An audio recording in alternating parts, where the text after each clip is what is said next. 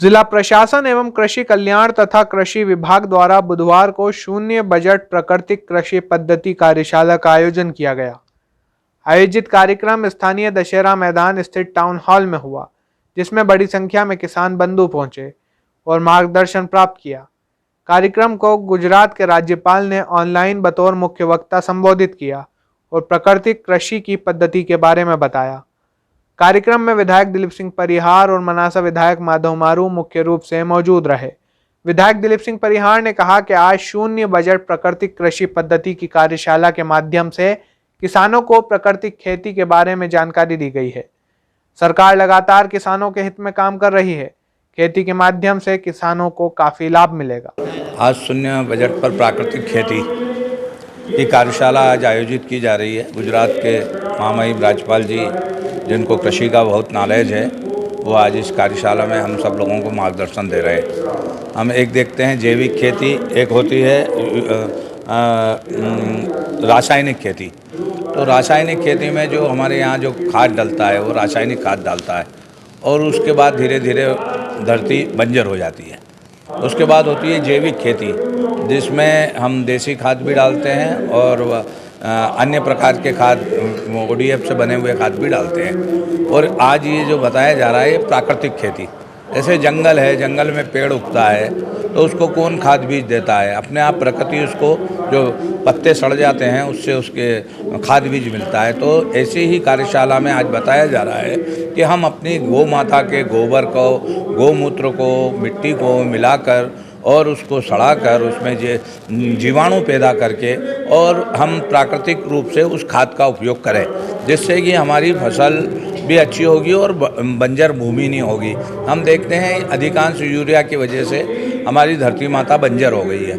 उस बंजर भूमि को बचाने के लिए प्राकृतिक खेती की कार्यशाला आज आयोजित की जा रही है, जिसमें लाखों किसान इस कार्यशाला का लाभ ले रहे हैं। मैं मध्य प्रदेश के मुख्यमंत्री माननीय शिवराज सिंह जी चौहान को धन्यवाद दूंगा, नरेंद्र सिंह जी तोमर साहब को, केंद्रीय कृषि मंत्री धन्यवाद दूंगा, कमल पटेल जी को धन्यवाद दूंगा कि उन्होंने मध्य प्रदेश को खेती लाभ का धंधा बने, किसान की आय 2 गुना हो, इसलिए इस कार्यशाला का आयोजन किया है।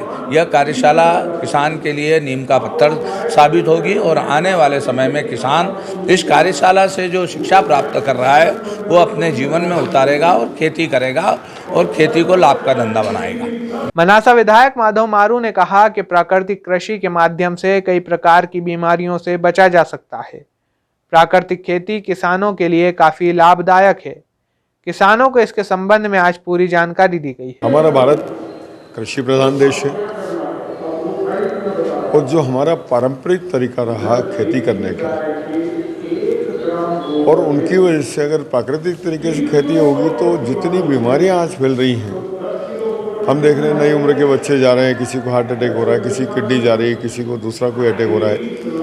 ये जितनी बीमारियां चल रही है, सबसे ज़्यादा कैंसर की तकलीफ हो रही है, वो मूल रूप से सारे पेस्टिसाइड की वजह से हो रही है। इसलिए हमारे देश के प्रधानमंत्री जी का, हमारे मुख्यमंत्री जी का सबसे ज़्यादा ध्यान ये है कि प्राकृतिक खेती की जाए। जैविक खेती भी होती है, लेकिन जैविक खेती में उत्पादन उतना नहीं हो पाता है जितना अपेक्षित होता है, जितना किसान को आवश्यक है।